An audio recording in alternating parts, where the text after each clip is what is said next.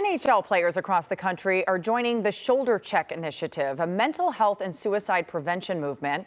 It was founded to honor Hayden Thorson, a high school hockey player who died by suicide. The program is built on the motto that kindness is a contact sport and encourages young people, athletes, and communities to reach out and check on their peers. Rob Thorsen is the co-creator of the Shoulder Check Initiative, and Chris Kreider is an Anaheim Ducks player who's part of the movement. Thank you both so much for being here with us this morning. Rob, I do want to start with you.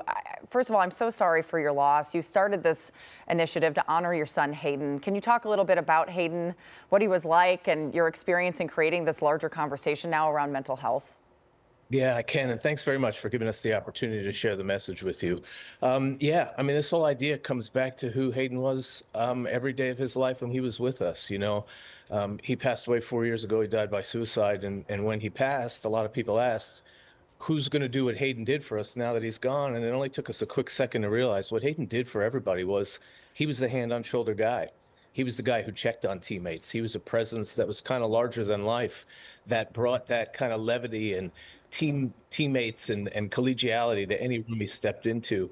I looked around our house after he passed. Every photo we had is him putting a hand on a shoulder. And in essence, this idea just answers that question: who's going to do what Hayden did for us now that he's passed? The answer is we all can.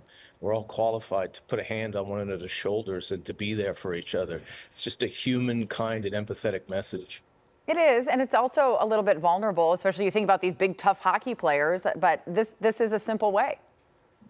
It is 100%, and that's why we're grateful for Chris, who's been with us from day one, to see guys like him demonstrating the very vulnerability that we're advocating for just by being there and being there for their own teammates, right? Being that hand on a shoulder and being role models for the community, so all these young men and women can see that in action. Some of the toughest guys on the planet playing this sport at the highest level, being there for one another is incredible, and it's how we've gotten this whole thing moving. Well, and that's, Chris, I did want to talk to you about that because I read that Hayden was your good friend and you really struggled after his death. A little bit what Rob was talking about. Hayden was the guy who was there for you in everything. So how is this initiative maybe helping you as you're helping others?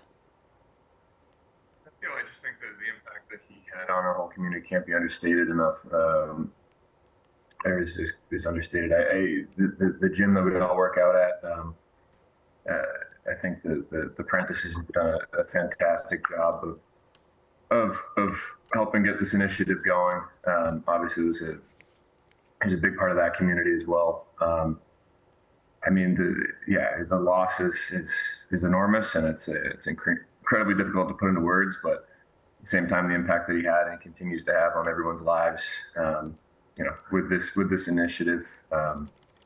It's important. It's super relevant right now, and it's something hopefully we continue to grow and build on.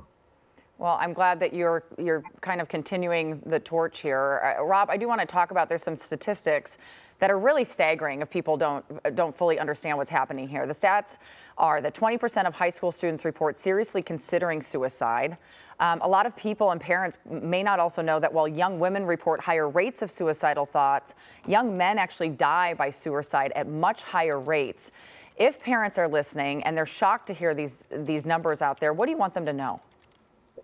I think the thing that we said, what I want them to know is the very message that Shoulder Check advocates for. And it is like, we might not always know who needs a hand, but we all have a hand to give. Yeah. That's the key message of this entire initiative. We say, reach out, check in, make contact, right? Like, we won't always know what's going on for folks below the surface. And you say those numbers and they are staggering. Of course, they're staggering.